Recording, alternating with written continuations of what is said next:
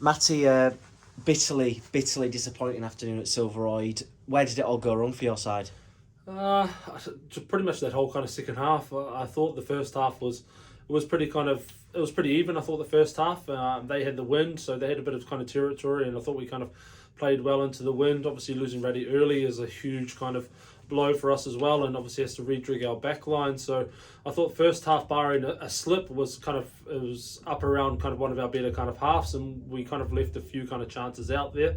And then the second half, we were just a completely different team. The team talk that we said at half time was to obviously kind of move their big lads around, play with a bit of pace, leave the ref alone, kind of let him do his job, and not one person kind of listened. And obviously the second half was probably a half that we just don't want to talk about. How is Ratty doing at the moment? I know he sort of hobbled off the pitch midway through that first half. A huge blow for your side. Is it an injury that we should be worried about at this stage? I'm not too sure. Obviously, we're going to have to let the physios and stuff like that do their job and see whereabouts they're at with it. I think there's a bit of swelling and stuff like that now as well. So obviously, kind of time will tell, and how much rest he can kind of get, and ice and kind of treatment he can get this week to kind of see how he goes for next week. You must have been really happy with the Pack's performance today, because I thought, barring the first scrum of the match, you dominated at scrum time, you dominated in the line out. The lads must have been really happy, albeit coming off the back of a loss, must be really happy with the way that they played within the Pack to cause Morley a lot of problems. Yeah, definitely. I thought it was our best scrummaging performance of the year by far, up against a Pack that's probably twice the size of us. I don't think the ref kind of struggled a little bit at scrum time with the whole kind of reffing side of it. I thought he'd given them a few penalties that I thought that we'd kind of won.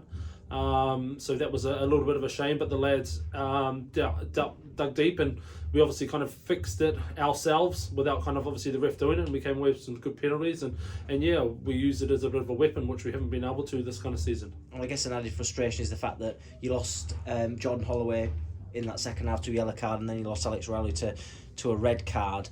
Again, it just seemed like the frustration had boiled over, and that was the reasons why they were taken off the pitch. Yeah, exactly, mate. And that's what we said, was we had to let the ref. Without a ref, there's no game. And no matter what's happening in the game, we have to let the ref just do his job. And we didn't do it. We just kind of argued. We'd already been warned, like Drew had already been warned about arguing with the ref, and we kind of carried on. And obviously we saw the yellow card, and then straight after we saw the red card. And it's not in our kind of nature to kind of do anything like that. And I'm sure Rollo's kind of pretty apologetic regarding the whole kind of situation, but it's so frustrating when we're kind of speaking about things and lads are, as I said, letting their kind of aggression kind of get the best of them, and obviously not in the right way. A big game next weekend, that goes without saying.